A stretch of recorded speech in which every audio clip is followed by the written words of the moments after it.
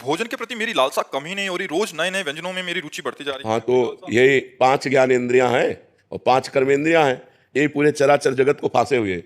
किसी को जबान फांसे हुई है, किसी को जनेंद्रिय फांसे हुई है, कोई देखने में, कोई सुनने में, कोई छूने में, कोई भोगने में। पूरा संसार इसी को मना कष्टान इंद्रियाणी प्रकृति स्थान कर सती।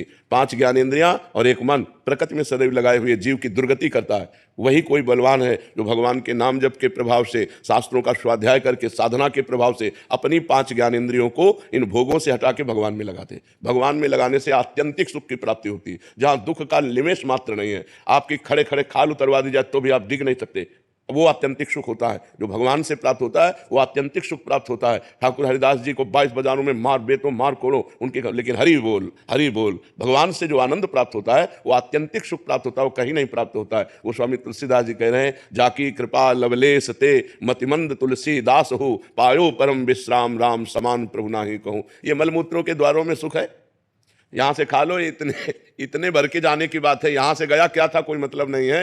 वो फिर तुरंत उल्टी करके देखो तो देखने लायक नहीं रहेगा, और अगर 6 घंटे पेट में रुक गया तो दुर्गंधयुक्त मल बन जाएगा।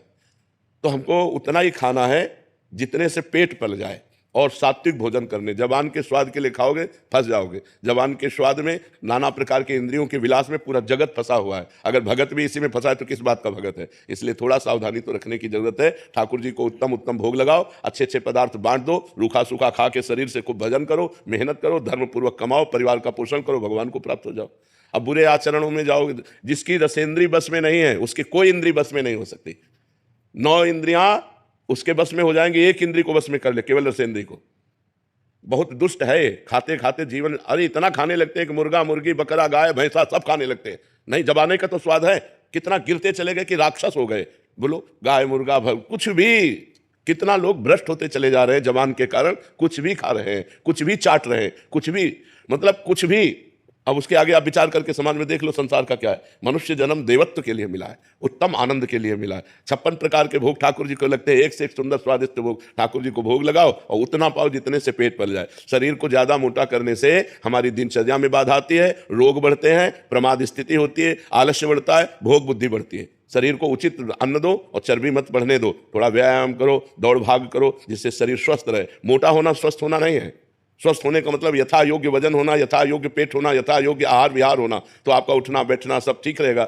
एक एक क्रिया करने में परेशान, वो कोई स्वस्थता है? स्वस्थता है कि स्वयं खड़े हो जाओ, स्वयं अपनी दिनचर्या करो। जब तक वृद्धावस्था ना आवे तब तक तुम्हारी कोई सेवा ना करने पावे, ऐसे अपने शरीर को स्वस्थ रखो, तब तो खान पान उचित रहा। अब अच्छी चीज मिली, दवा खा ली, वो चर्बी बढ़ा रही तो वो किसी काम का नहीं। महाराज जी, जैसे आपने बोला कि कुछ भी तो महाराज जी देखा जाता है, ये महाराज जी हृदय की मलिनता है क्या? क्योंकि महाराज जी जैसे एक ऐसे पवित्र आत्मा होते हैं, जैसे कल ही आप हॉल में चीटा था तो आपने बोला इसको बाहर किसी का पैर पड़ जाएगा। एक हृदय ये है और एक हृदय की जिंदा को तल रहे और जिंदा को मार रहे। महाराज जी कैसे हृदय, इनके हृदय मलिन हो चुके हैं, कर्कश कठोर पत्थर हृदय के लोग हैं। इनकी दुर्गति होनी है, इनकी दुर्गति होनी है।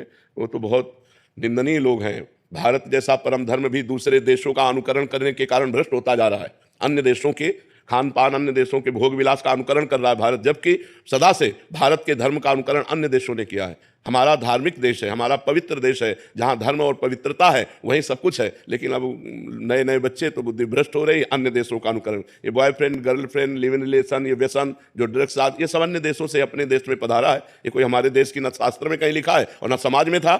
40 वर्ष पहले ये नहीं था। Boyfriend girlfriend live in relation ये सब कुछ नहीं, गंदी बातें नहीं थी। जवान जवान बच्चे बच्चियां एक साथ पढ़ते थे, कभी कोई गंदी हरकत नहीं थी, जानते ही नहीं थे। अब मोबाइल आ गया, छोटे बच्चे से पूरी थ्योरिकल गाथा सुन लो, उससे संसार की पूरी गाथा उसको आती है, पूरा उसको पता है, क्योंकि मोबाइल उसके हाथ में है, जानकारी सब कुछ है।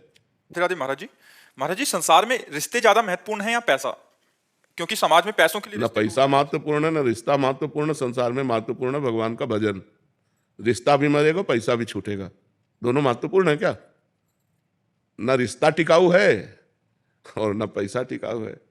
पति पत्नी में विश्वास नहीं रह गया, पवित्र संबंधों में दरार आ रही है, पवित्र संबंधों में विश्वास जा रहा है। तो अगर भगवान का, अध्यात्म का आश्रय नहीं लिया तो कुछ भी हो सकता है, विश्वास करने योग्य कुछ नहीं है। संबंधों की बात पूछी तो आज संबंध, हर संबंध खतरे में है, क्योंकि जब पवित्रता नहीं है तो जहां अध्यात्म नहीं है, जहां भगवान का आश्रय नहीं है, वो बुद्धि कुछ भी कर सकती है। तो ना पैसा महत्वपूर्ण है, ना संबंध महत्वपूर्ण है, महत्वपूर्ण है अध्यात्म, भगवान। जब तक भगवान का भजन नहीं करोगे तब तक खूब पैसा होने पर भी शांत नहीं रहोगे, आनंदित नहीं रहोगे, क्योंकि पापाचरण होगा और पापाचरण का फल दुख होगा, उसे भोगना ही पड़ेगा। अवश्य में भोक्तव्यम कृतम कर्म शुभाशुभम। इसलिए भगवान को महत्व दो।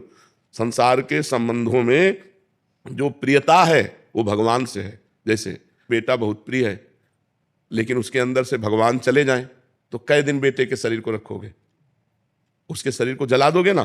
तो संबंध में प्रियता किससे थी? भगवान से ही। तो संबंध में प्रियता भगवान से ही है। रुपये का जो सुख है वो रुपये में कोई महत्व बुद्धि नहीं, रुपये से विषय भोग मिलते हैं, ये महत्व बुद्धि है। अगर आपको रुपये के सुख की बात करें तो आपको एक कमरे में बैठा दिया जाए और 500 के नोटों से यहाँ तक किया जाए, न पानी न भोजन, आप क्या कहोगे? चिल्ला पड़ोगे कि रुपया हटाओ, हमको सब रुपया ले जाओ, हमको पानी पिला दो, हमको भोजन दे दो। रुपया किस बात में सुख देता है? उससे विषय सामग्री मिलती है। नहीं, विषय सामग्री ना मिले तो आप 2000 का रुपया आपके पास एक अटैची रख दिया जाए, आपको अच्छा लगेगा क्या? कहोगे हटाओ, बेकार है। क्यों? क्योंकि उससे विषय सामग्री मिलेगी नहीं, अब वो चलता नहीं है। रुपये की प्रियता धन की प्रियता है, उससे विषय सामग्री मिलती है। विषय प्रियता है, शरीर सुख मिलता है। शरीर से अपनापन हो जाना यही अज्ञान है। ये शरीर जो है नष्ट होगा, प्रतिपल नष्ट हो रहा है और एक दिन बिल्कुल नष्ट हो जाएगा। तो हमें चाहिए कि इन शरीर के संबंधों और रुपया में आसक्ति न करके भगवान में आसक्ति करें तो हमारा परम मंगल हो जाएगा। महाराज जी, एक संशय निवृत्ति कर दीजिए। शरीर और शरीर की धर्मपत्नी जो है वो आपके आज्ञा अनुसार नाम जप और सत्संग श्रवण वगैरह और अपना चतुरासी गायन और नियमित कर्तव्य कर्म हर एक घंटे भगवान को समर्पित करके दिनचर्या कर रहे हैं। बहुत सुंदर। तो हमने आपको मानसिक रूप से गुरु मान रखा है, तो हमारी गति और जिन्होंने दीक्षा ले रखी है उनकी गति में कोई अंतर आएगा महाराज जी? अब ये तो हम इसलिए नहीं कह सकते कि आपका लक्ष्य क्या बनेगा। जो दीक्षा ले चुके उनका लक्ष्य बन चुका है, उनका लक्ष्य बन चुका है प्रिया प्रीतम की दासी भाव। तो अब आपका लक्ष्य क्या बनेगा? हाँ, तो फिर लक्ष्य बन जाने पर लक्ष्य की प्राप्ति हो जाएगी। बहुत सुंदर करते हो, बहुत अच्छा।